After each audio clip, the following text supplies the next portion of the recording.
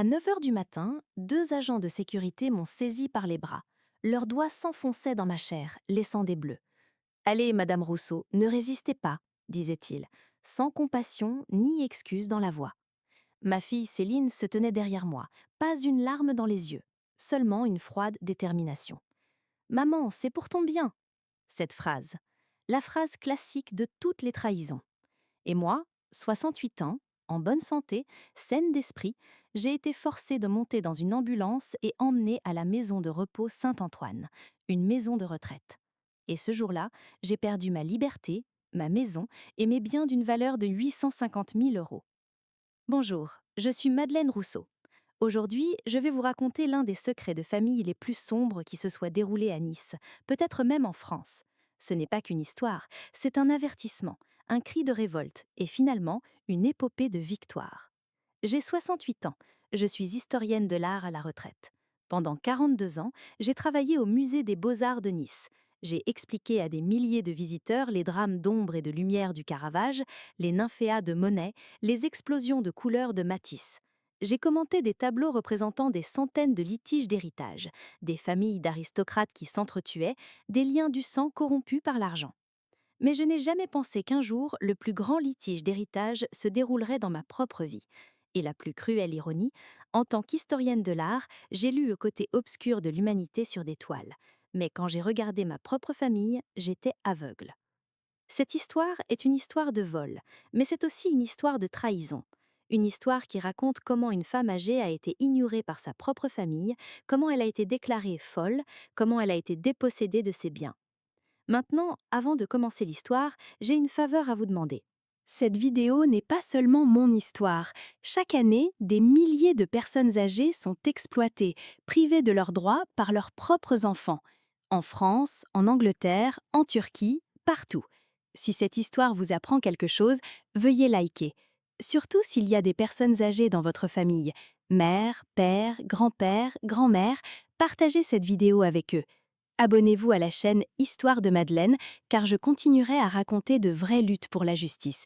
Et écrivez-moi dans les commentaires. Et moi, je refuse désormais de me taire. L'histoire commence en mars 2023, mais en réalité, les graines ont été semées bien avant.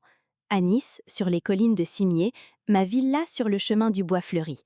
Une villa art déco des années 1920, avec jardin et vue sur la Méditerranée. Elle possède des vitraux spéciaux. Quand le soleil du matin entre, le salon se pare de couleurs arc-en-ciel. Dans le jardin, un olivier, centenaire. Henri ramassait les olives chaque été, nous faisions des olives en saumure à la maison. Du balcon, on voit la baie des Anges, ce bleu magnifique, cette mer qui devient rose le matin et orange le soir. Nous l'avions acheté avec mon mari Henri en 1978, à l'époque 180 000 francs. C'était une fortune pour nous. Henri était assistant architecte, j'étais une jeune assistante de musée. 3 mois après notre mariage, nous avons reçu les clés. Il m'a portée sur le seuil, riant « Bienvenue à notre château, Madame Rousseau ». J'ai vécu là 45 ans. Céline a fait ses premiers pas dans cette villa, dans le salon, sur le tapis rouge. Thomas a prononcé son premier mot là, Mama, dans la cuisine, au petit déjeuner. J'ai tenu le dernier souffle d'Henri là, dans notre chambre, tenant ma main, disant « Je t'aime pour toujours ». Dans cette villa, chaque mur est un souvenir, chaque pièce un chapitre de vie. Maintenant, elle vaut 850 000 euros, mais pour moi, elle n'a pas de prix, parce que ce n'est pas qu'un bâtiment, c'est mien, une partie de mon identité. J'ai perdu Henri il y a 5 ans, Alzheimer, une maladie lente et impitoyable. Au début, de petits oublis. Où sont les clés? Quel jour sommes-nous? Puis de plus grandes pertes. Les noms de ses petits-enfants, notre anniversaire de mariage, mon nom. Les 2 dernières années, il ne me reconnaissait plus. « Bonjour, madame », me disait-il, comme si j'étais une étrangère. « Êtes-vous l'infirmière ?» Chaque jour, mon cœur se brisait. Mais j'étais là chaque jour. Je m'occupais de lui à la maison, je ne l'ai jamais envoyé en maison de retraite. Les médecins ont dit « Madame Rousseau, c'est très difficile, des soins professionnels sont nécessaires. » Mais j'ai refusé. Parce que je l'aimais et nous avions fait un vœu de mariage, dans la maladie et la santé, jusqu'à ce que la mort nous sépare. J'ai tenu ce vœu, jusqu'à son dernier jour. C'est pourquoi la douleur est plus profonde. J'ai aimé Henri jusqu'au bout. Je me suis occupée de lui, je l'ai protégé. Mais ma propre enfant m'a jetée de côté. J'ai 2 enfants. Céline, 44 ans, agent immobilier, vit à Nice. Longs cheveux noirs, on dit qu'elle ressemble à sa mère. Mais nos caractères sont différents. J'étais émotive, idéaliste, rat de bibliothèque. Céline était plus pragmatique, calculatrice, axée sur l'argent. Même enfant, elle était comme ça. Elle vendait ses jouets à ses amis. « Maman, je vais être femme d'affaires », disait-elle à 8 ans. Henri riait. Notre Céline va devenir capitaliste. Thomas, 41 ans, avocat, à Paris. Il ressemble à son père, calme, réfléchi, juste. Il a étudié le droit à la Sorbonne, travaille maintenant dans un cabinet de droits de l'homme. Je les aime tous les deux, mais après la mort d'Henri, ma relation avec eux a changé. Surtout avec Céline. Au début, elle était très attentionnée. « Maman, comment vas-tu? As-tu besoin de quelque chose? Te sens-tu seule ?» Elle venait 2 fois par semaine, faisait mes courses, rangeait le jardin. J'étais reconnaissante. « Quelle bonne fille j'ai », me disais-je. Mais maintenant, je comprends. Céline ne s'occupait pas de moi. Elle me contrôlait. Elle évaluait la villa. Mais à l'été 2022, tout s'est accéléré. Céline s'est mariée. Son 2e mariage. Du premier, elle avait eu 2 enfants, mais avait divorcé il y a 5 ans. Son nouveau mari, Franck Dubois, 50 ans, se présentant comme investisseur immobilier, mais en réalité un spéculateur en faillite. J'ai fait des recherches sur Internet. Les archives du tribunal de commerce de Nice, en 2019, 3 projets immobiliers distincts ont échoué. Des investisseurs ont perdu de l'argent, Franck a déclaré faillite. Maintenant, il cherchait de nouvelles opportunités, ou a volé celles des autres. Dès que je l'ai vu, quelque chose ne m'a pas plu. Dans ses yeux, il y avait cette lueur de cupidité. Quand il regardait ma villa, il ne voyait pas l'architecture, il voyait la valeur. En regardant le jardin, il a dit « Ce terrain est bien situé. Si on construisait un appartement, la valeur augmenterait. » J'ai frissonné intérieurement. Henri avait acheté cette villa par amour, pas pour l'investissement. Au mariage, Franck s'est approché de moi. En costume, son parfum était très fort, une odeur de colonne bon mâché. « Madame Rousseau ?» dit-il avec un faux sourire. « Vous avez une si belle villa. L'entretien doit être difficile à votre âge. Le jardin, le ménage, les réparations. Avez-vous déjà pensé à déménager dans un appartement plus petit? Ce serait beaucoup plus confortable pour vous. Je peux vous aider. Vente de villa, trouver un nouveau logement, tout. Je suis expert en immobilier. Je trouverai le meilleur prix pour vous. » Mon sang s'est glacé. « Non, Franck, dis-je, ma voix glaciale. Cette villa est ma maison. Je l'ai achetée avec Henri, j'y ai élevé mes enfants. J'y mourrai. Je n'envisage pas de la vendre, jamais. » Ses yeux ont flashé un instant. Colère ou déception? « Bien sûr, madame. C'était juste une suggestion. Mais vous savez, en vieillissant, l'entretien devient plus difficile. Un jour vous tombez, personne n'entend, l'ambulance arrive tard. Pensez-y. » Ce regard disait « Que tu le veuilles ou non, j'aurai cette villa. » Après le mariage, j'ai dit à Céline « Tu n'as pas aimé Franck apparemment. Maman, donne-lui une chance. C'est un homme bon, il m'aime, il prend soin de moi. » Céline, dis-je prudemment, « Cet homme a fait faillite. Il t'a peut-être épousée pour ton argent ?» Céline s'est fâchée. « Maman, comment peux-tu penser ça? Franck m'aime. Et oui, il a eu des problèmes financiers, mais tout le monde traverse des moments difficiles. Tu le juges sans le connaître. » Peut-être avait-elle raison, peut-être étais-je préjugée. Mais cette voix en moi, cette voix qui pendant 40 ans distinguait le faux du vrai dans les œuvres d'art, murmurait « Cet homme est dangereux. » Les mois suivants, les visites de Céline ont changé. Ce n'était plus « Maman, comment vas-tu, on prend un café ?» mais « Maman, as-tu pris tes médicaments? Peux-tu payer tes factures? Qu'as-tu mangé hier soir? Peux-tu encore cuisiner ?» Des questions comme si j'étais une enfant et elle ma mère. Des questions condescendantes, contrôlantes, rabaissantes. « Céline, dis-je un jour, ma patience épuisée, j'ai 68 ans, mais j'ai toute ma tête. Je peux tout faire. Cuisiner, nettoyer, jardiner, faire les courses. Je gère mes comptes, je prends mes rendez-vous. Ne t'inquiète pas, s'il te plaît. » « Je sais, maman, dit-elle, mais ses yeux disaient autre chose. Mais parfois, la vieillesse arrive de manière imperceptible. Peut-être que tu ne t'en rends pas compte, mais les oublis, la confusion, les mauvaises décisions, c'est normal. Nous voulons juste te protéger. » Le mot « nous » est resté suspendu. « Toi et Franck ?» ?»« Oui, maman. Franck t'aime beaucoup aussi. Il dit toujours « Ma belle-mère est une si belle femme, je veux la voir heureuse. » Heureuse, oui. Je suis sûre que Franck veut me voir très heureuse, sans villa, sans argent, en maison de retraite. Mais Céline venait maintenant chaque semaine. Et à chaque fois, elle faisait de petits commentaires. « Maman, pourquoi la vaisselle est dans le placard? Normalement, tu la mets dans le tiroir ?» Ou « Maman, on est lundi aujourd'hui, mais tu as marqué jeudi sur le calendrier. » Ou « Maman, tu as payé la facture d'électricité 2 fois, vérifie le carnet. » Je ne m'étais pas trompée. La vaisselle était toujours dans le placard. Je ne l'ai jamais mise dans le tiroir. On était vraiment lundi, et je le savais. J'avais payé la facture d'électricité une fois. Céline se trompait. Mais Céline insistait. « Maman, regarde, tu oublies. » Elle essayait systématiquement de me montrer comme confuse. Jacqueline l'a remarqué. Ma voisine, 75 ans, femme joyeuse et intelligente. Après la mort de son mari, elle avait déménagé à Nice, locataire dans un appartement voisin de ma villa. Nous prenions le thé ensemble plusieurs fois par semaine. Un jour, Jacqueline a dit « Madeleine, Céline vient très souvent ces derniers temps. Il y a un problème ?» « Je ne sais pas, Jacqueline, dis-je avec lassitude. Elle me contrôle, comme si j'étais une enfant et elle la mère. Et elle dit des petites choses. Tu oublies, tu confonds, mais je n'oublie pas. » Jacqueline fronça les sourcils. « Madeleine, fais attention. Parfois, les enfants essayent de montrer leurs parents âgés comme incompétents, parce qu'ils veulent profiter de l'héritage plus tôt. Mais Jacqueline, Céline est ma fille. Elle ne fait pas ça parce qu'elle m'aime, n'est-ce pas? J'espère que oui, Madeleine, mais ouvre les yeux. » En novembre 2022, quelque chose s'est produit qui m'a vraiment ouvert les yeux. Un mercredi après-midi, Jacqueline est venue à ma villa. Nous prenions le thé sur le balcon en regardant la vue de Nice. Céline est arrivée à l'improviste, visite non planifiée. Elle m'a vue, puis a vu Jacqueline. Son visage s'est troublé un instant, mal à l'aise ou en colère. « Maman, avec qui parles-tu » dit-elle, sa voix étrange. « Avec Jacqueline, dis-je. Vous vous êtes rencontrés au mariage, tu te souviens ?» Céline a regardé Jacqueline, l'a vraiment regardée. Leurs yeux se sont croisés. Mais ensuite, comme si Jacqueline n'était pas là, elle s'est tournée vers moi. « Maman, il n'y a personne ici. » Mon cœur s'est arrêté. « Quoi ? Maman, tu es seule. Il n'y a que toi ici. » Jacqueline est restée figée. « Qu'est-ce qu'elle dit ? Je suis là. Madeleine, c'est une blague ?» Mais Céline a complètement ignoré Jacqueline. Ses yeux étaient verrouillés sur moi, inquiète ou jouant à être inquiète. « Maman, je pense que nous devrions voir un médecin. Ces hallucinations peuvent être un sérieux. Démence, Alzheimer, peut-être comme papa. » « Ce n'est pas une hallucination !» criai-je. Ma voix tremblait. « Jacqueline est là, regarde-la, parle-lui !» Mais Céline a sorti son téléphone et a appelé quelqu'un. Franck. Oui, ça recommence. Elle parle à des gens invisibles. Non, ce n'est pas la première fois. La semaine dernière aussi, elle a dit avoir parlé au facteur alors qu'il n'était pas là. Oui, je pense que le moment est venu. Nous devons voir un médecin. Pas la première fois ? Je n'ai jamais fait une telle chose.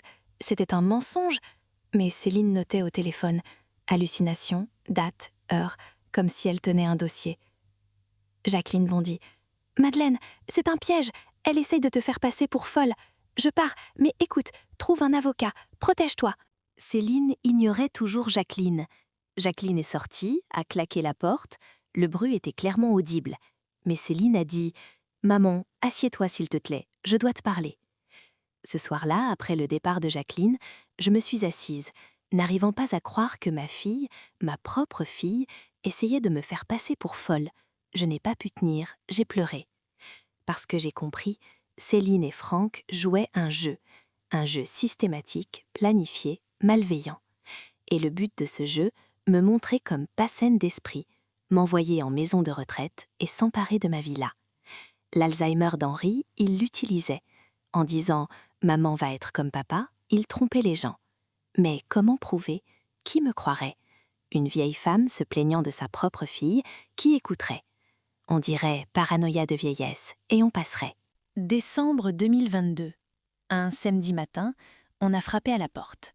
Céline et Franck, accompagnés d'un homme. Docteur Lemaire, la soixantaine, aspect officiel, costume gris, attitude professionnelle. « Madame Rousseau ?»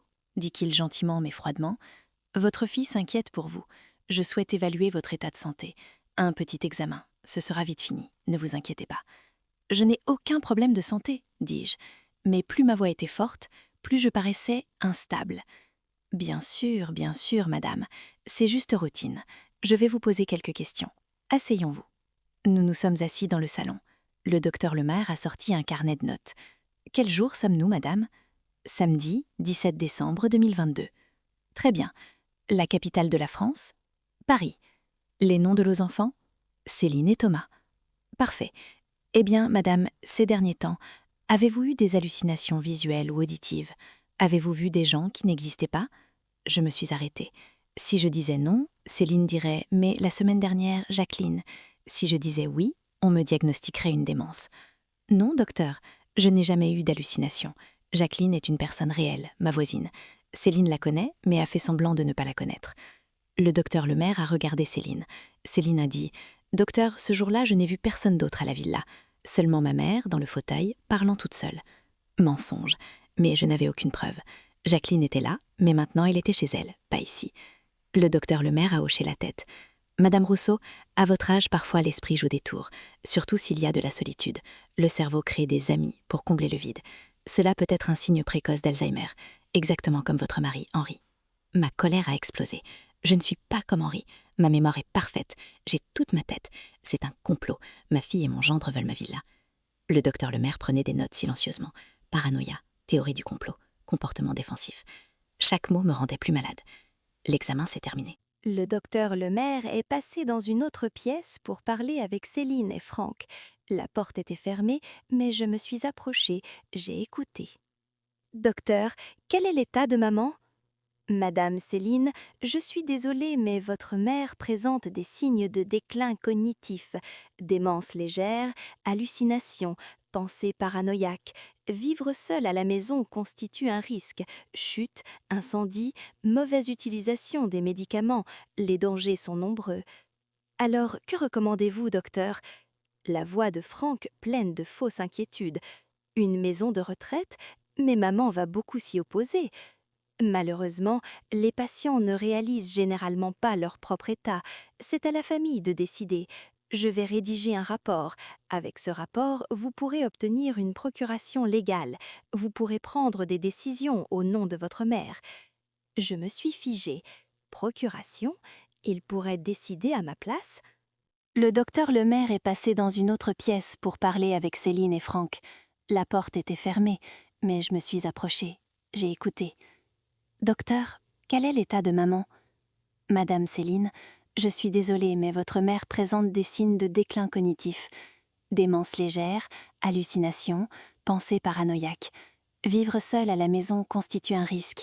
Chute, incendie, mauvaise utilisation des médicaments, les dangers sont nombreux. Alors que recommandez-vous, docteur? La voix de Franck, pleine de fausses inquiétudes. Une maison de retraite, mais maman va beaucoup s'y opposer. Malheureusement, les patients ne réalisent généralement pas leur propre état. C'est à la famille de décider. Je vais rédiger un rapport. Avec ce rapport, vous pourrez obtenir une procuration légale. Vous pourrez prendre des décisions au nom de votre mère. Je me suis figée. Procuration? Il pourrait décider à ma place? Vendre la villa? Cette nuit-là, je n'ai pas dormi. Regardant le plafond, réfléchissant, deux voix se battaient en moi. L'une disait « Peut-être ont-ils raison ? Peut-être suis-je vraiment malade, je ne m'en rends pas compte. » L'autre disait « Non, c'est un piège, bats-toi. » Vers l'aube, j'ai décidé. J'allais me battre. J'ai appelé Jacqueline, à l'aube. « Jacqueline, aide-moi, j'ai besoin d'un avocat. » Je vais appeler Thomas. J'ai appelé Thomas. Il a répondu depuis Paris. Voix endormie. « Maman, il est 6 heures du matin. Quelque chose ne va pas. » « Thomas, mon fils, écoute s'il te plaît. Céline et Franck, ils veulent m'envoyer en maison de retraite pour s'emparer de ma villa. Ils ont obtenu un rapport médical. Ils disent démence. Mais je suis en bonne santé, Thomas, je te le jure. » Long silence. Puis Thomas a pris une profonde inspiration. « Maman, Céline m'a tout raconté. Les hallucinations, les oublis, la paranoïa. Maman, peut-être que tu ne t'en rends pas compte, mais peut-être as-tu vraiment besoin d'aide. » Le monde s'est effondré sur moi. « Thomas, toi aussi, tu es mon fils, tu ne devrais pas me croire. »« Maman, je t'aime énormément. »« Mais Céline est ta fille, pourquoi mentirait-elle? Et il y a un rapport médical? Maman, écoute, je veux aussi te voir en sécurité. Une maison de retraite n'est pas un mauvais endroit. Il y a des professionnels, surveillance 24 heures sur 24, activités sociales. Peut-être que ce serait bien pour toi. » Que va devenir ma villa, Thomas? Enfant, tous deux du côté opposé. J'étais complètement seule. Jacqueline a dit « Je te crois, Madeleine, et nous allons trouver un avocat. Mais d'abord, il faut des preuves. Tu dois prouver les vraies intentions de Franck et Céline. » Comment? Écoute, enregistre, photographie. Quand ils te rendent visite, je serai là aussi, en cachette. Nous enregistrerons avec le téléphone. Peut-être qu'ils diront quelque chose. C'était un plan, mais risqué. Si on se faisait prendre, Cette semaine, Céline a annoncé une surprise. Des réparateurs allaient venir à la villa. Il y a de l'humidité dans les murs, il faut vérifier. J'ai accepté, mais j'étais méfiante. Les réparateurs sont venus, mais ils ne s'intéressaient pas aux murs, mais aux pièces. Nous faisons une évaluation, disait-il. Quelle évaluation? De la valeur des meubles? Jacqueline est entrée secrètement, par la porte du jardin arrière. Elle s'est cachée dans ma chambre, téléphone en mode enregistrement. Pendant que Céline et Franck parlaient avec les réparateurs, Jacqueline écoutait. Oui, la chambre est spacieuse. Il y a des meubles anciens. On peut les vendre. Le salon est plus grand, vue magnifique. On mettra l'accent lors de la visite de la villa. Le jardin est un peu négligé, mais en 3 jours, c'est réglé. Le prix? On commence à 850 000. On s'attend à négocier. L'enregistrement audio était là. Nous avions notre preuve. Céline et Franck planifiaient de vendre la villa. Jacqueline est sortie, m'a montré l'enregistrement. J'ai pleuré, de colère et de douleur. C'est sans honneur. Maintenant, dit Jacqueline, nous allons chez l'avocat. Mais cette nuit-là, c'était trop tard. Le matin à 9h, on a frappé à la porte. J'ai ouvert. Céline, Franck, 2 agents de sécurité, une ambulance. Et c'est de là que mon histoire a commencé. Ils m'ont embarqué de force, emmené loin de la villa. Ma liberté s'est terminée. Que pensez-vous que je devais faire? Continuer à résister ou me rendre? Écrivez dans les commentaires, car l'histoire vient à peine de commencer et la vraie bataille commence. La maison de repos Saint-Antoine, à l'extérieur de Nice, à Cagnes-sur-Mer, était un grand bâtiment. De l'extérieur, elle avait l'air belle, murs blancs, jardin entretenu, buissons de lavande, vue sur mer. La brochure disait « Soins de luxe pour personnes âgées, vie paisible ». Mais quand je suis entrée, la réalité m'a frappée au visage. Cette odeur, antiseptique, urine, eau de javel, et en dessous, cette odeur de mort, l'odeur du dernier arrêt de la vieillesse. Et le silence, un silence terrifiant, seulement les gémissements au loin, le grincement des fauteuils roulants, les sons de télévision. Sur les murs, des affiches joyeuses, personnes âgées souriantes, inscription « La vie est belle ». Mais la réalité était dans les couloirs, des gens immobiles, regards dans le vide, mains tremblantes. À la réception, la directrice, Madame Blanchard, m'a accueillie. La cinquantaine, visage rigide, yeux froids, rouge à lèvres rouges, voix dure. Bienvenue à la maison de repos Saint-Antoine. Votre chambre est la 24, au 2e étage. Monsieur Dubois a tout arrangé. Paiement, documents, dossiers médicaux. La transition s'est faite sans problème. Je ne veux pas rester ici, dis-je, ma voix brisée. Madame Blanchard a ri, un rire mécanique, sans émotion. Bien sûr, madame. Les premiers jours, tout le monde dit ça. Mais vous vous habituerez, vous verrez. Vous serez très heureuse ici. Nous avons des activités.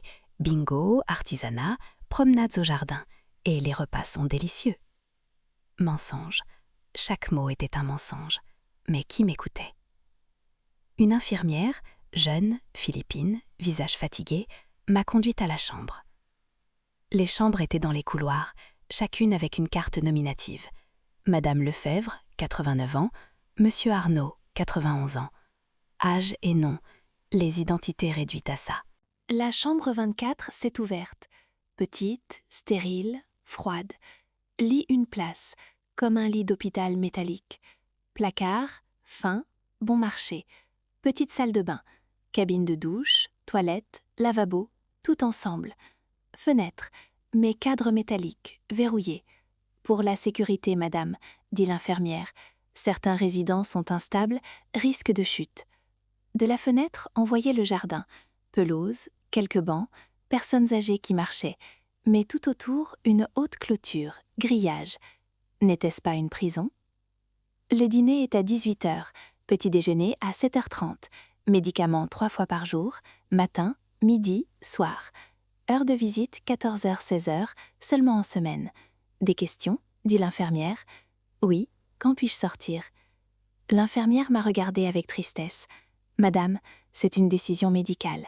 Votre médecin doit évaluer. Mais normalement, nous attendons au moins 3 mois. 3 mois, 90 jours, comme une peine de prison. La première nuit, allongée dans le lit, j'ai regardé le plafond. Le plafond était taché, humidité, moisissure. Comme le plafond de ma villa était différent, qu'Henri avait fait restaurer en 1985. Motif art déco, élégant. Maintenant ici, dans une chambre stérile, un numéro, chambre 24. Comment en étais-je arrivée là? Il y a 2 mois à peine, j'étais dans ma propre villa, femme libre. Je prenais mon petit déjeuner sur mon balcon, regardant la Méditerranée. Je lisais des livres, j'allais au musée, je rencontrais des amis, j'allais au cinéma. Maintenant, emprisonnée, contrôlée par des médicaments, aucun droit. Le lendemain matin, on m'a emmenée au petit déjeuner.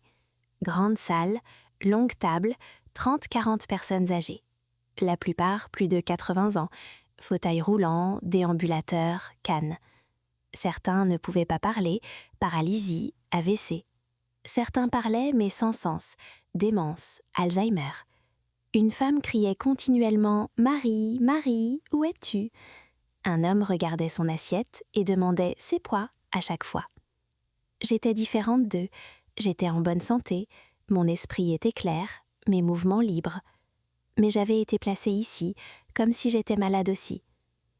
Petit déjeuner, pain, confiture, café.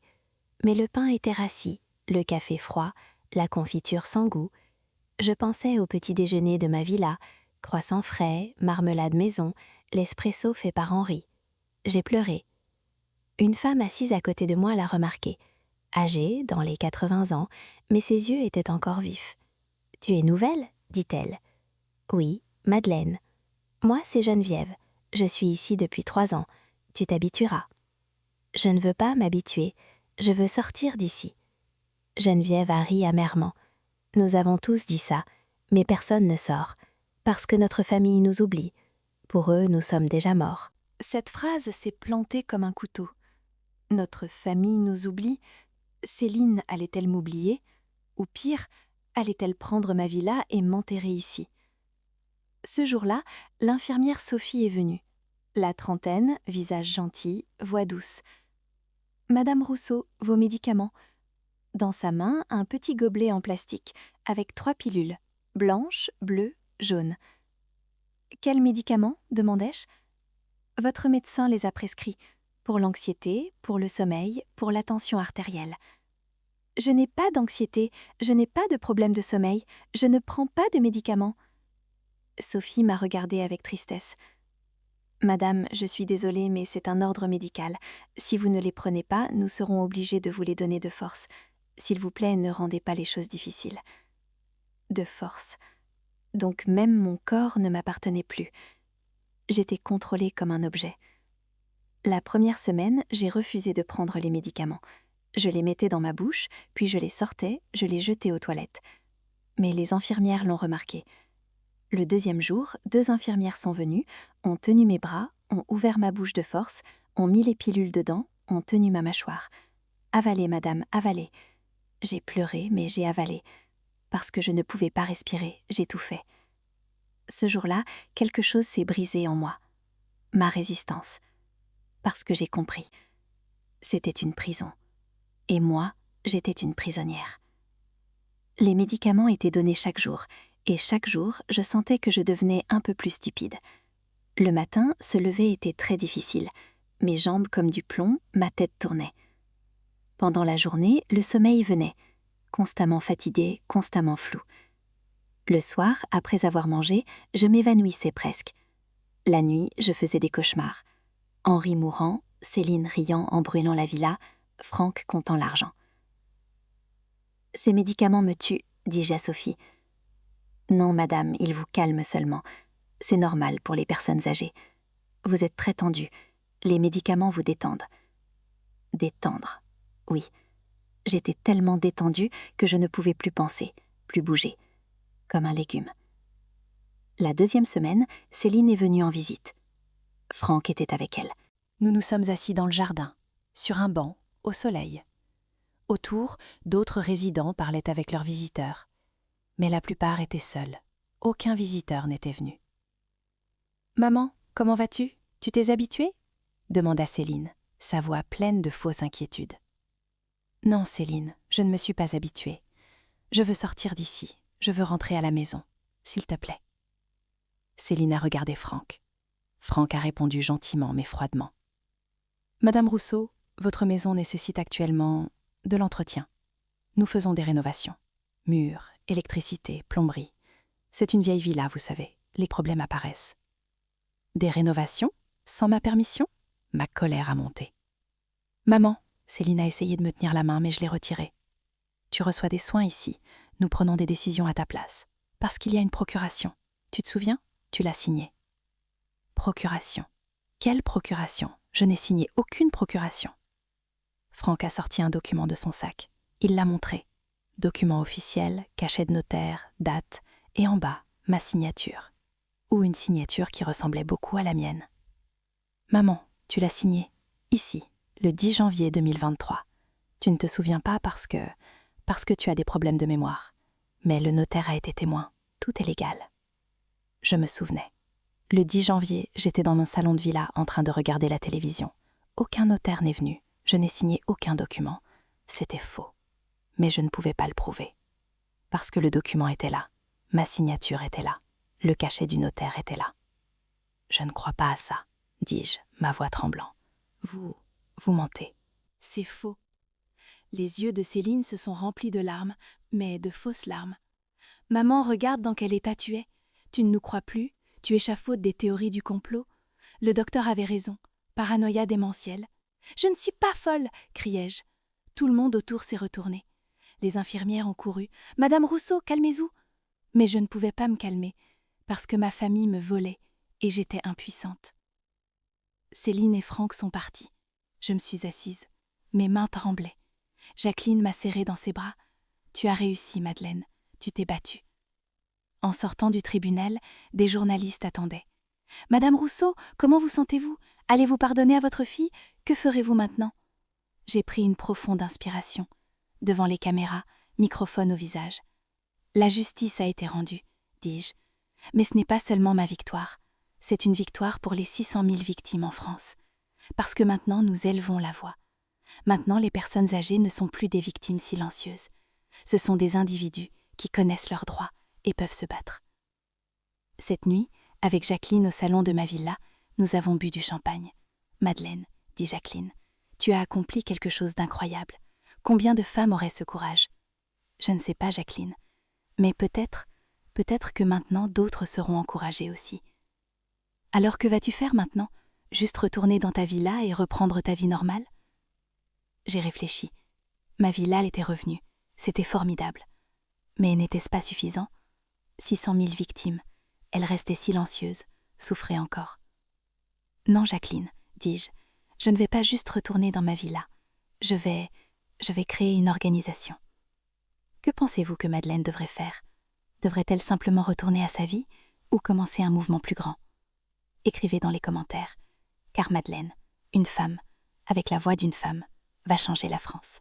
Chez Jacqueline, la première chose à faire était une recherche Internet. Sur son ordinateur portable, nous avons tapé « droits des personnes âgées »,« placement forcé en maison de retraite »,« exploitation financière personnes âgées ». Et les résultats qui sont apparus, c'était choquant. En France, chaque année, 600 000 personnes âgées sont victimes d'exploitation financière, vol d'argent, usurpation de biens, vidage de comptes bancaires. Et 80% des coupables, des membres de la famille. Enfants, petits-enfants, neveux, gendres. Les personnes en qui nous avons le plus confiance, les personnes que nous aimons le plus, ce sont eux qui nous dépouillent. Donc, je ne suis pas seule, dis-je avec un sourire amer. Non, Madeleine, dit Jacqueline. 600 000 femmes et hommes vivent ta douleur. Et ça, c'est du pouvoir. Parce que si nous nous battons ensemble, le système peut changer. Mais d'abord, il fallait résoudre ma situation. Quelle était la base légale? Y avait-il des droits juridiques? Le cousin de Jacqueline, maître Antoine Dubois, ironiquement le même nom de famille que Franck, mais un caractère complètement opposé, était avocat. Spécialisé en droit de l'homme, droit des personnes âgées. Son bureau était à Lyon, mais il a accepté de venir à Nice. Nous avons rencontré maître Dubois chez Jacqueline. La soixantaine, cheveux gris mais alertes, intelligence vive dans les yeux, costume bleu foncé, sac en cuir à la main. Il s'est assis, a bu du thé et a écouté. Pendant 2 heures, j'ai raconté l'histoire. Enlèvement forcé, fausse procuration, maison de retraite, médicaments, Évasion, villa vendue. Chaque mot, c'était revivre cette douleur. Maître Dubois prenait des notes. De temps en temps, il posait des questions. Vous souvenez-vous avoir signé la procuration? Y a-t-il des témoins de l'enlèvement forcé? Avez-vous accès à vos comptes bancaires? Quand j'ai fini, Maître Dubois a enlevé ses lunettes, s'est frotté les yeux. Madame Rousseau, dit-il sérieusement, votre cas est défini dans le droit français comme abus de faiblesse, abus de vulnérabilité, article 223-15-2 du Code pénal. Lorsqu'une personne est vulnérable en raison de son âge ou de son état de santé, exercer une pression injuste sur elle pour obtenir un avantage matériel, c'est un crime. Peine, jusqu'à 3 ans de prison, amende de 375 000 euros. Mon cœur a commencé à battre. Donc ils ont commis un crime? Oui, madame. Si nous pouvons prouver que 1. Vous avez été placé de force en maison de retraite. 2. La procuration est fausse ou signée sous contrainte. 3. Votre villa a été vendue sans votre connaissance et consentement. Alors Céline et Franck feront l'objet d'une enquête pénale. Mais, dis-je, mon espoir s'éteignant, comment prouver? Ils ont tout, documents, rapports, témoins. Je suis une vieille femme déclarée folle. Maître Dubois a souri. Mais ce n'était pas un sourire joyeux. C'était un sourire de guerrier. Madame Rousseau, trouvez des preuves est mon travail. Et il y a quelques points en votre faveur. Premier, vous êtes clairement saine d'esprit. Vous avez eu une conversation cohérente et détaillée avec moi pendant 2 heures. Deuxième, Jacqueline est témoin.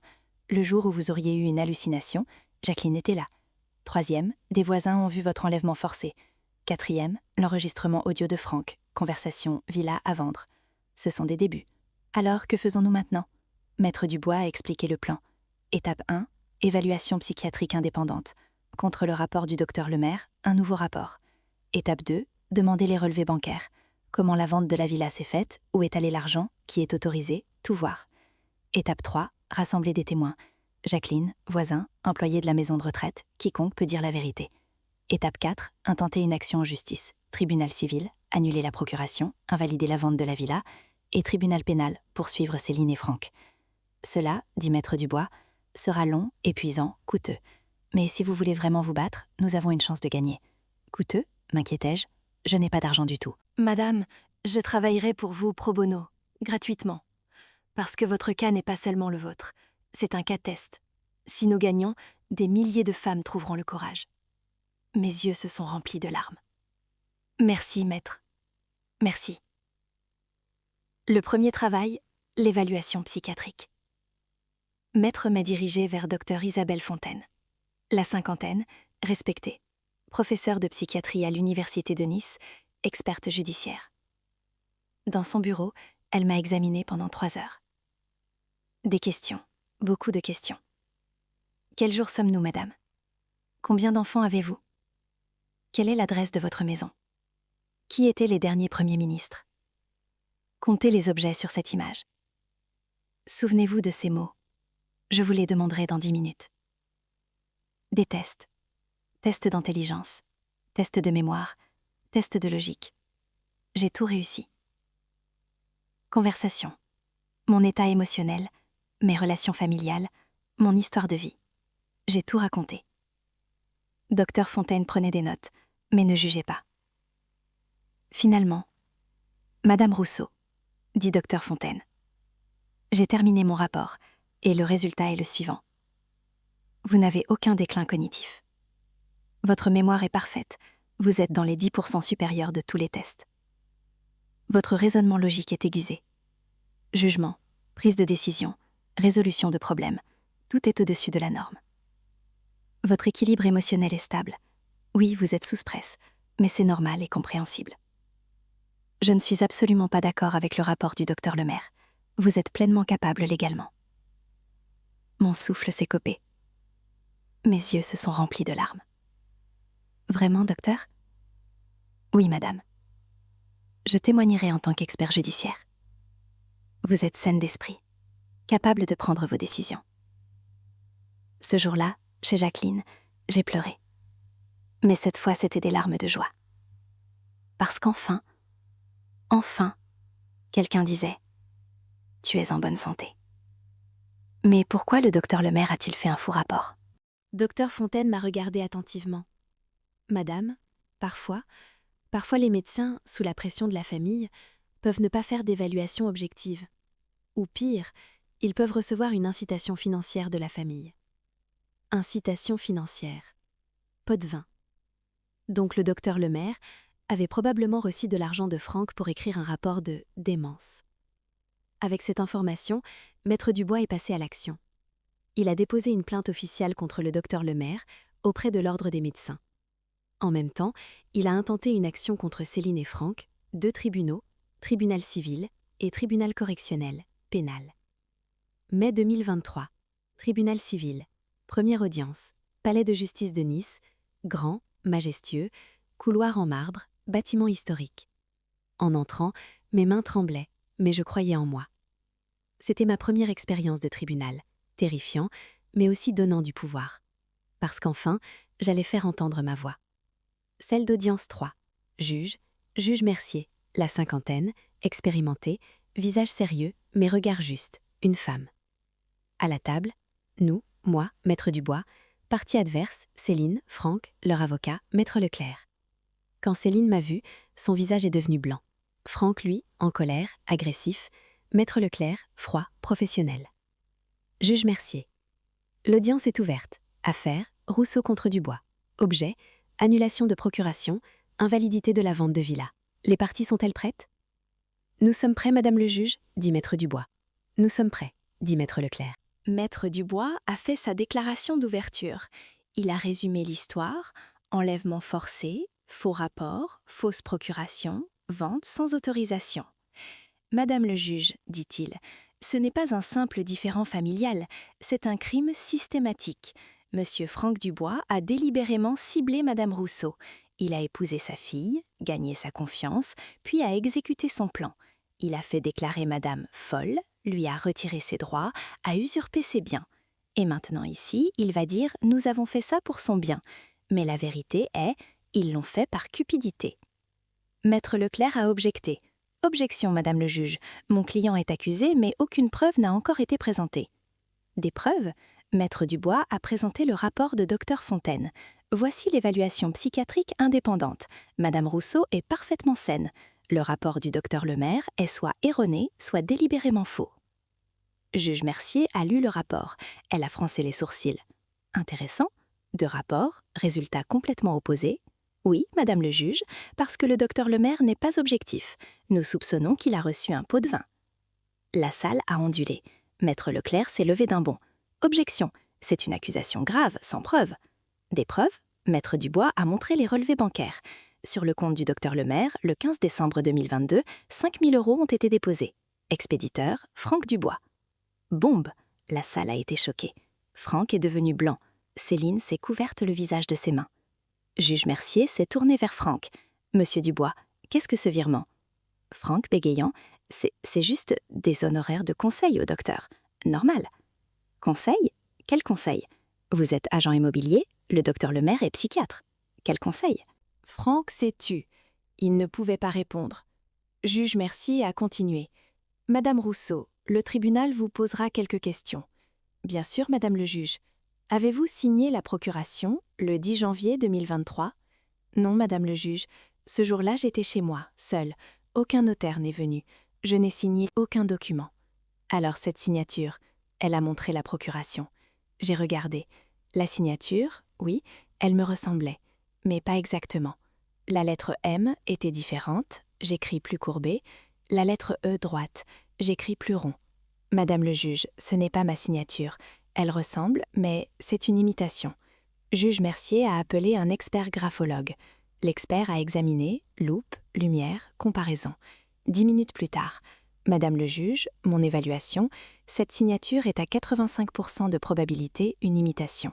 Il y a des similitudes avec la signature originale, mais aussi des différences. Pression, vitesse, flux. Très probablement, quelqu'un a copié d'anciennes signatures de Madame Rousseau. Juge Mercier, avec un regard froid vers Franck. « Monsieur Dubois, j'attends votre explication. » Franck était en sueur. « Je ne sais pas, le notaire Maître Girard a arrangé, nous avons juste… » Maître Girard. Juge a pris note. Le tribunal convoquera Maître Girard comme témoin. L'audience est ajournée. Nous continuerons dans 2 semaines. En sortant du tribunal, Céline m'a arrêtée. Dans ses yeux, il y avait des larmes. Cette fois réelle ou fausse, je ne savais pas. Maman, s'il te plaît, abandonne cette affaire. Ne lavons pas notre linge sale en public. Que dira le quartier? Que diront les amis? Linge sale? Ma colère a explosé. Je ne pouvais plus me contrôler. Céline, tu m'as envoyée de force en maison de retraite. Tu m'as fait déclarer folle. Tu as volé ma villa, le foyer de papa et moi pendant 45 ans. Et maintenant tu dis, que dira le quartier? Maman, j'ai juste pensé à ton bien. Franck a dit que tu ne pouvais pas être heureuse dans la villa, seule. Franck a dit? Toujours Franck? Céline, cet homme t'a utilisé. Ton amour, ta confiance, il les a utilisés. Il voulait mon argent. Et tu es devenue aveugle. Céline a commencé à pleurer, cette fois vraiment. Ses genoux en fléchis, elle s'est appuyée contre le mur. Je voulais juste, je ne voulais pas perdre ton amour, maman. Mais Franck a dit que si je ne le soutenais pas, il me quitterait. Et je l'aimais. Mon cœur s'est un peu adouci. Céline était-elle aussi une victime de la manipulation de Franck? Mais ensuite, je me suis souvenue de ma villa, des pièces vides, des souvenirs volés. Et la colère est revenue. Céline, si tu regrettes vraiment, voici ce que tu dois faire. Quitte Franck et au tribunal, dis la vérité. Céline pleurait. Elle n'a pas répondu. Franck attendait dans la voiture, regard furieux. Céline est allée vers lui. Deuxième audience, juin 2023. Maître Girard, notaire, convoqué comme témoin du tribunal. Dans les 60 ans, main tremblante, visage en sueur, tendu. Juge Mercier. Maître Girard, avez-vous authentifié la procuration de Madame Rousseau? Oui, Madame le juge. Les documents sont arrivés. J'ai appliqué la procédure. Avez-vous vu Madame Rousseau en personne? Avez-vous parlé avec elle? A-t-elle signé devant vous? Long silence. Maître Girard transpirait. Non, Madame le juge, je ne l'ai pas vue en personne. Les documents sont venus par coursier, déjà signés. J'ai juste à poser le son. La salle a ondulé. Juge Mercier, sévèrement. Donc, vous êtes notaire, votre devoir est de vérifier l'authenticité de la signature, de contrôler la capacité du signataire, mais vous, sans jamais voir madame, juste sur papier, avez authentifié le document? Madame le juge, je suis âgée, proche de la retraite. Les procédures peuvent parfois être lâches. Lâches? Ou bien, juge Mercier froidement, avez-vous reçu une incitation financière? De Monsieur Dubois. Maître Girard s'est effondré, ses mains tremblaient. Madame le juge, 5 000 euros. Franck Dubois m'a donné 5 000 euros. Il a dit accélérer le processus. Ma pension de retraite est faible, j'ai des crédits, j'en avais besoin. Je suis désolée. Aveu. Le notaire avait avoué avoir reçu un pot de vin. La salle du tribunal a explosé. Chuchotements, cris, journalistes prenant des notes. Juge Mercier a frappé avec son marteau. Silence. Puis à Maître Girard. Maître, vous avez commis un crime grave. Votre licence sera suspendue. Le parquet sera informé. Puis elle s'est tournée vers moi. Dans ses yeux, y avait-il de la compassion, de l'étonnement? Madame Rousseau, le tribunal rend la décision suivante. La procuration est invalide. Parce que le notaire a violé la procédure. La signature est une imitation et il y a eu corruption. La vente de la villa est invalide. Parce que la procuration étant invalide, Céline et Franck Dubois n'avaient aucun pouvoir de vente. La villa sera restituée à Madame Rousseau. De plus, Monsieur Franck Dubois et Madame Céline Dubois, vous êtes renvoyés au tribunal pénal pour le crime d'abus de faiblesse. La date de l'audience sera fixée. Je me suis figée. Avais-je vraiment entendu? Rêvais-je? Ma villa revient? Oui, madame, la villa vous appartient légalement. Les nouveaux propriétaires seront informés. La vente est invalide, l'argent sera remboursé. J'ai pleuré. Maître Dubois m'a félicité. Jacqueline, assise dans la salle, pleurait, larmes de joie. Franck a frappé la table du poing. C'est une injustice. Madame le juge, nous avons juste... Monsieur Dubois, juge Mercier glacial. Un mot de plus et j'ajoute outrage au tribunal à votre dossier. L'audience est levée. Le marteau a frappé. C'était fini. J'avais gagné. En sortant du tribunal, le soleil brillait. Les ciels de Nice étaient d'un bleu éclatant. Jacqueline m'a serrée dans ses bras. « Tu as réussi, Madeleine, tu as réussi !» J'ai pleuré, mais cette fois, c'était des larmes de victoire. Cette semaine-là, la villa m'a été restituée. Les portes se sont ouvertes. Les clés m'ont été remises. Les meubles, la plupart sont revenus de l'entrepôt. Oui, certains manquaient, les photos d'Henri, certains tableaux, Franck les avait probablement vendus, mais la plupart sont revenus. Quand je suis entrée dans ma villa, les pièces vides étaient maintenant pleines. Les fauteuils d'Henri dans le salon, la table à manger à sa place, mon lit dans ma chambre. Il manquait encore des choses, des réparations étaient nécessaires, mais je m'en fichais, parce que c'était ma maison. Ce soir-là, je me suis assise sur le balcon. La Méditerranée, calme et bleue. Le coucher de soleil, ton orange et rose. J'ai ouvert une bouteille de champagne. Je l'ai partagée avec Jacqueline. « Madeleine, dit Jacqueline, tu as accompli quelque chose d'incroyable. Combien de femmes auraient ton courage ?»« Je ne sais pas, Jacqueline, mais peut-être que maintenant d'autres seront aussi encouragées. »« Alors, que vas-tu faire maintenant ? Juste retourner à ta villa et reprendre ta vie normale ?» J'ai réfléchi. Ma villa était revenue. C'était formidable. Mais était-ce suffisant ? 600 000 victimes. Elle souffrait encore en silence. « Non, Jacqueline, dis-je. Je ne vais pas juste retourner à ma villa.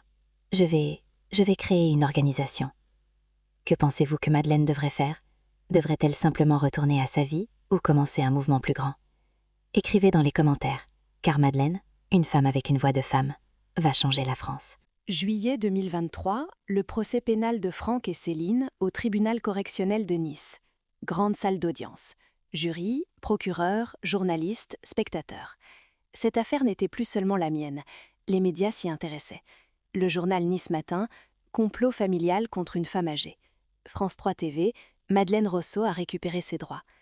Le procureur Martin, la cinquantaine, visage dur, homme ne transigeant pas sur la justice. Il a ouvert l'affaire. Mesdames et messieurs les jurés, cette affaire n'est pas un simple différend familial. C'est un crime systémique, planifié, malveillant.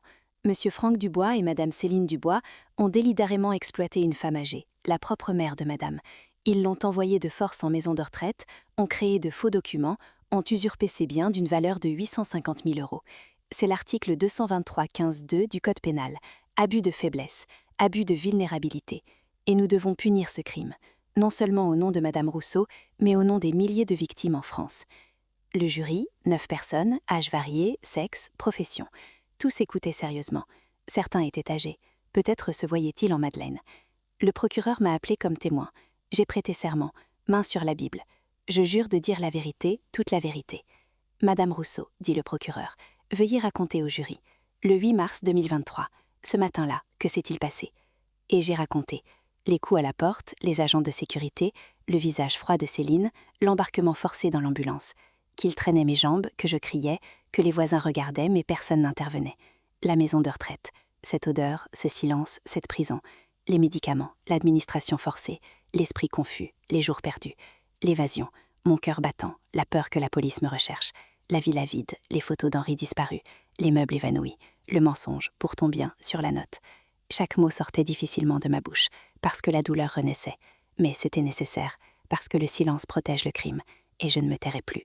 Quand j'ai terminé, plusieurs membres du jury avaient les yeux humides. Une femme, dans les 60 ans, hochait la tête, comme pour dire « je comprends ».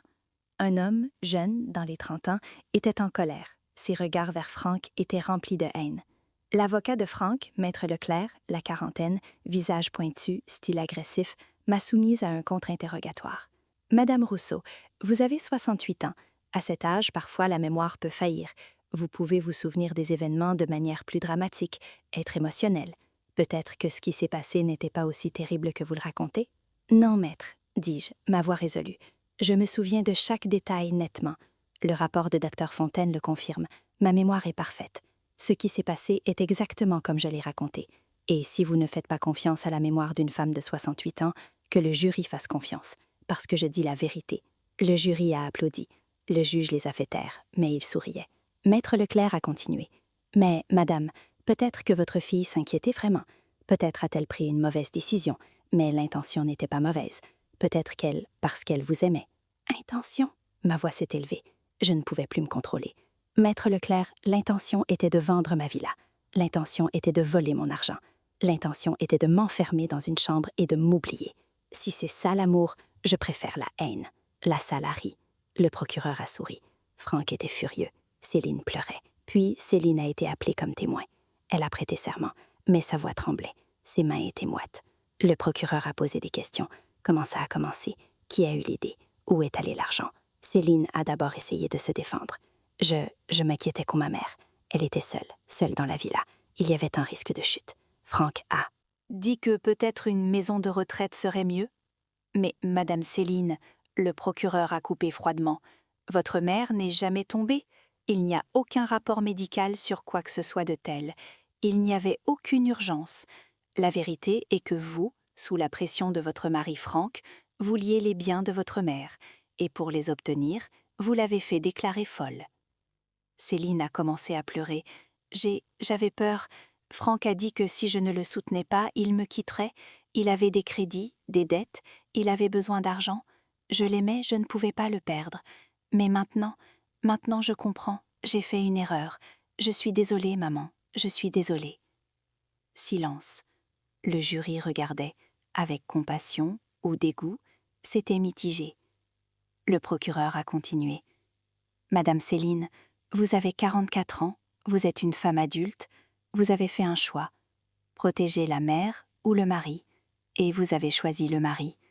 Vous avez suivi l'argent. Et maintenant, vous dites « je suis désolée ». Mais désolée ne suffit pas, madame, parce que vous avez commis un crime. Céline a baissé la tête. Elle pleurait en sanglotant. Moi, que ressentais-je? De la colère, de la douleur, de la pitié. Tout était mélangé. C'était ma fille. Il y a 44 ans, elle était née dans mes bras, avait fait ses premiers pas vers moi. Mais maintenant, elle était assise dans la salle d'audience, sur le banc des accusés. Ce fut le tour de Franck. Il a prêté serment, mais dans ses yeux, il n'y avait pas de regret, seulement de la colère et de l'arrogance. Le procureur a demandé « Monsieur Dubois, quand vous avez rencontré Madame Rousseau pour la première fois, quelle était votre intention ?» Mon intention était d'établir une bonne relation avec la mère de ma femme, comme un gendre normal. Ou bien, le procureur a montré un document, relevé bancaire. Apprendre la valeur de la villa, parce que voilà ces relevés. Vous, 2 mois avant d'épouser Céline, avez recherché la valeur estimée de la Villa Rousseau. Vous avez obtenu un rapport de votre agence immobilière. Villa Rousseau, 850 000 €, potentiel de vente rapide élevé. Vous avez reçu ce rapport le 15 juin 2022. Votre mariage était le 20 août. Donc même le mariage faisait partie de votre plan. La salle a été choquée. Céline s'est figée. Franck transpirait. C'était juste de la curiosité professionnelle. Je suis agent immobilier, faire des évaluations. Curiosité professionnelle ou pillage professionnel? Le procureur sévèrement. Monsieur Dubois, dites la vérité. Avez-vous aimé Céline pour son argent? Franck a explosé. Oui, d'accord. Oui, je voulais l'argent. Parce que les vieilles femmes, de toute façon, elles vont mourir. Elles laissent toujours leur argent à leurs enfants. J'ai juste accéléré le processus. C'est un crime, ça? Non, c'est intelligent. Silence. Silence de mort. Le jury regardait sous le choc. Céline s'était couvert le visage de ses mains. Franck a réalisé. Il avait fait une terrible erreur. Son avocat, Maître Leclerc, s'est couvert le visage de ses mains. Mon client est sous le choc, il ne sait pas ce qu'il dit. Non, maître. Le procureur a souri. Sourire de victoire. Votre client a dit exactement ce qu'il voulait dire. Jury, vous avez entendu de la bouche de Monsieur Dubois. J'ai accéléré le processus. En d'autres termes, j'ai planifié, exécuté, volé. La question est, mesdames et messieurs les jurés, allons-nous laisser un tel crime impuni? L'audience s'est terminée. Le jury s'est retiré pour délibérer. L'attente, la plus longue attente de ma vie. 4 heures. J'ai marché dans le couloir. Jacqueline était à mes côtés, tenant ma main. Madeleine, quoi qu'il arrive, tu as gagné. Parce que tu t'es battue. Le jury est revenu. Le président, un homme âgé, dans les 70 ans, s'est levé. Il a lu sérieusement. Les accusés Franck Dubois et Céline Dubois. Le jury vous trouve à l'unanimité coupable du crime d'abus de faiblesse. Mon cœur a commencé à battre. Coupable. À l'unanimité. Le juge a continué. Décision de sentence. Franck Dubois, 3 ans de prison, à exécuter. Amende de 50 000 €. Vous paierez 100 000 € de dommages et intérêts à Madame Rousseau. Céline Dubois, 18 mois de prison, avec sursis. 3 ans de probation. Amende de 20 000 €. Vous paierez 30 000 € de dommages et intérêts à Madame Rousseau. Franck a crié « C'est une injustice, je vais faire appel !» Le juge froidement « C'est votre droit, monsieur Dubois, mais pour l'instant vous êtes en détention. La sécurité, s'il vous plaît. » Les agents de sécurité ont emmené Franck, menotté, criant. Céline était assise, pleurant silencieusement. Moi, je me suis assise. Mes mains tremblaient. Jacqueline m'a serrée dans ses bras. « Tu as réussi, Madeleine. La justice a été rendue. » En sortant du tribunal, des journalistes attendaient. « Madame Rousseau, comment vous sentez-vous? Allez-vous pardonner à votre fille? Que ferez-vous maintenant ?» J'ai pris une profonde inspiration. Devant les caméras, microphone au visage. La justice a été rendue, dis-je. Mais ce n'est pas seulement ma victoire, c'est une victoire pour les 600 000 victimes en France.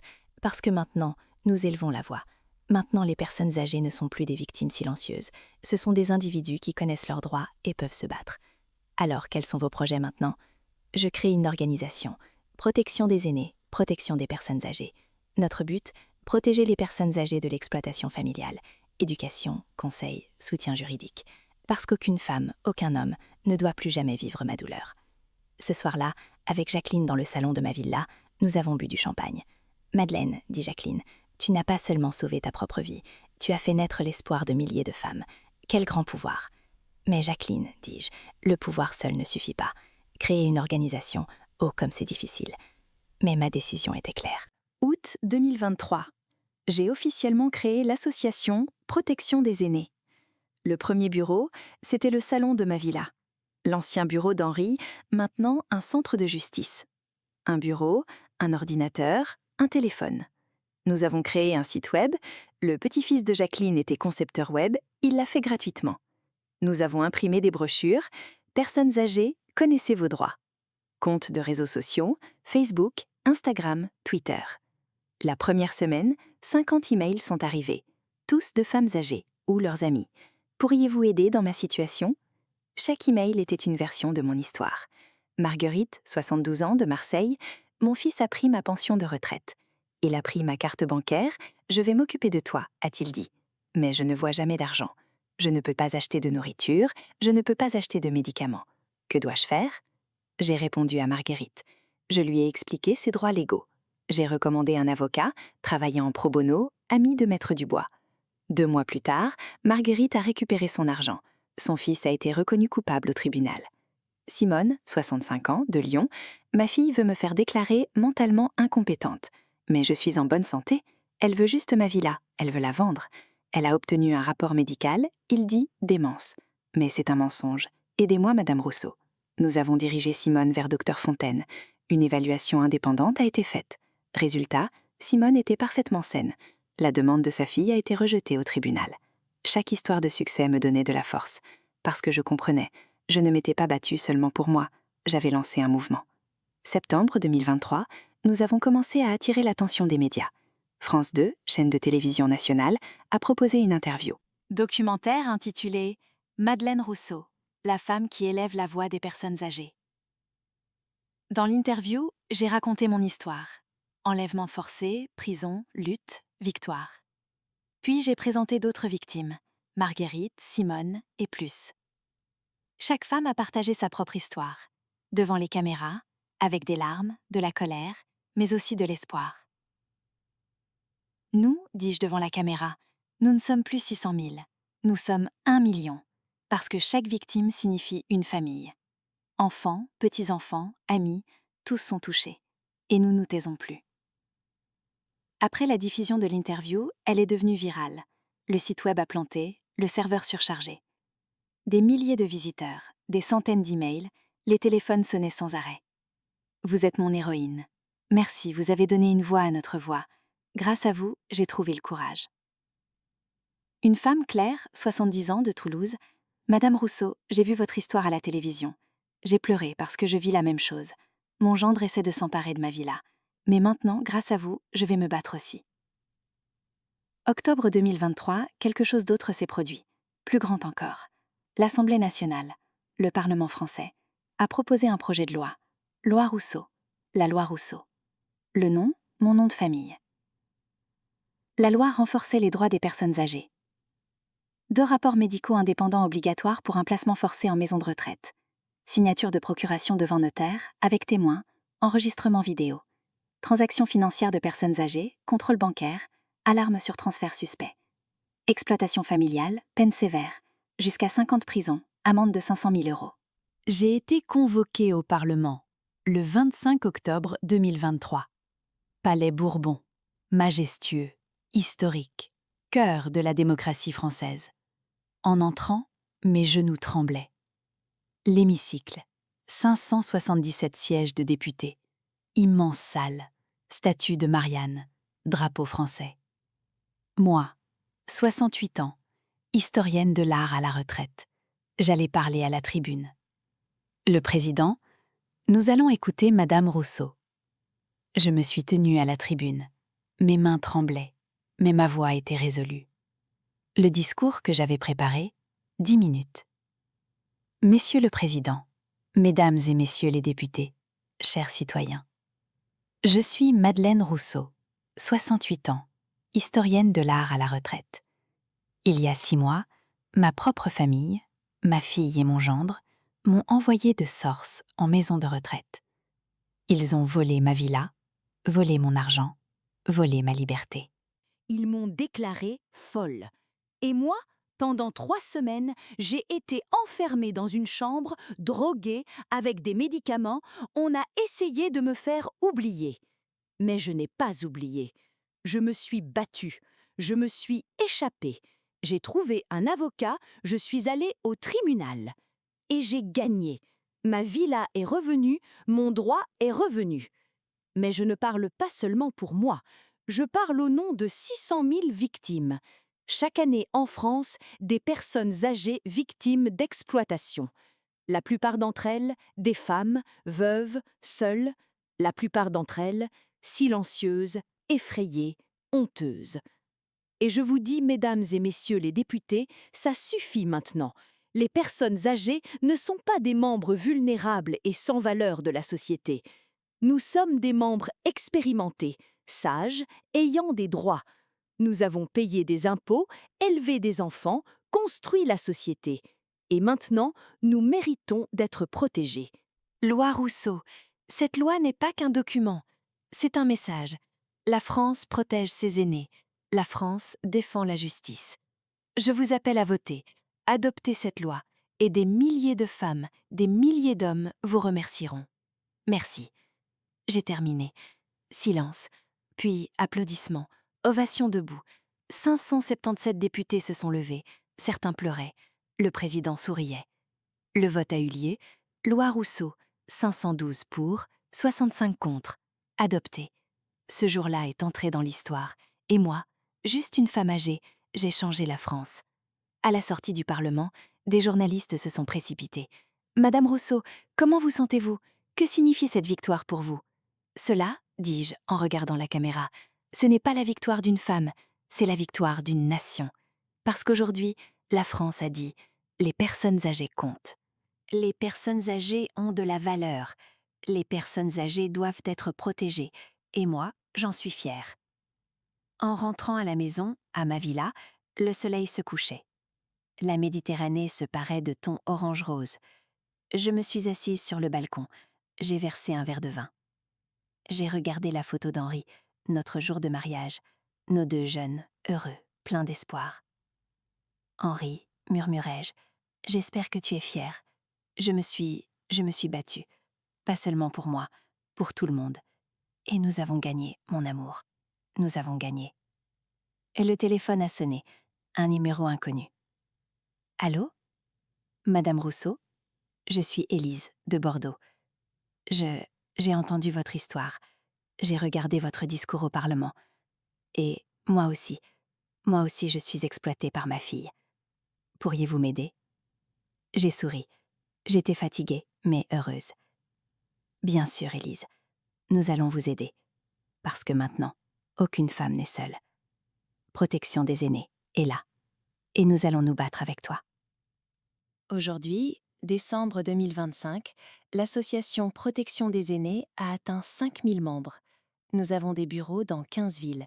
Paris, Lyon, Marseille, Toulouse, Nice, Bordeaux et plus. Plus de 200 victimes ont obtenu justice. Leurs villas sont revenues, leur argent est revenu, les coupables ont été punis. Depuis l'entrée en vigueur de la loi Rousseau, l'exploitation des personnes âgées en France a diminué de 30%. De nouveaux débats au Parlement, loi Rousseau 2.0, pour une protection encore plus large. Mais moi, je travaille toujours. Chaque jour, dans mon bureau à la villa, je réponds aux emails. Chaque jour, une nouvelle Claire, une nouvelle Marguerite, une nouvelle Élise appelle. Et je suis leur voix. Je suis leur espoir. Céline, elle a divorcé de Franck, été 2024, par décision de justice. Franck est en prison, centre pénitentiaire de Saint-Paul-les-Durances, Il lui reste encore 2 ans. Céline travaille maintenant comme bénévole dans notre association. Au début, d'autres membres s'y sont opposés. Elle t'a trahi, comment peut-elle travailler ici? Mais j'ai dit, tout le monde mérite une seconde chance. Et Céline a vraiment changé. Maintenant, elle conseille d'autres femmes. J'ai fait une erreur, ne la faites pas. Notre relation, elle guérit lentement. Une fois par semaine, nous mangeons ensemble. Nous parlons du passé, de l'enfance de Céline, d'Henri. Pardonner, ça prend du temps. Ce n'est pas facile. Mais peut-être qu'un jour, nous pourrons à nouveau être mère et fille. Pas complètement, parce que certaines blessures ne guérissent pas. Mais peut-être un nouveau départ. Thomas, lui, de Paris, soutient l'association. Il fait des dons financiers, donne des conseils juridiques. « Maman, a-t-il dit au téléphone, tu nous as donné une leçon à tous. Une leçon de courage, de justice et de ne jamais abandonner. Je suis fière de toi. » Et moi, 68 ans, toujours dans le salon de ma villa, devant mon ordinateur, je me bats. Parce que la vieillesse n'est pas une faiblesse. La vieillesse est un pouvoir. Expérience, sagesse, patience, résilience. Et surtout, nous n'avons plus rien à perdre. Nous avons déjà vécu le risque de tout perdre. Maintenant, nous ne pouvons que gagner. Si cette histoire vous a appris quelque chose, souvenez-vous, s'il vous plaît, ne vous taisez pas. Si vous, ou quelqu'un que vous aimez, mère, père, grand-père, grand-mère, subit de l'exploitation, parlez, demandez de l'aide, allez à la police, trouvez un avocat. Parce que la justice est possible. Je suis la preuve vivante. Et vous, que ferez-vous? Écrivez dans les commentaires votre âge, où vous êtes, y a-t-il des situations similaires dans votre famille ou votre entourage? Partagez cette vidéo, parce que chaque partage peut sauver une femme, un homme. Likez, parce que ces likes montent dans l'algorithme, atteignent plus de personnes. Abonnez-vous à la chaîne Histoire de Madeleine, parce que les vraies luttes pour la justice continueront. Je raconterai plus d'histoires. Et n'oubliez pas, il n'est jamais, à aucun âge, trop tard pour se battre. J'ai commencé à 68 ans. Vous pouvez aussi commencer. Merci et à bientôt. Et souvenez-vous, la vieillesse n'est pas un défaut, c'est un honneur.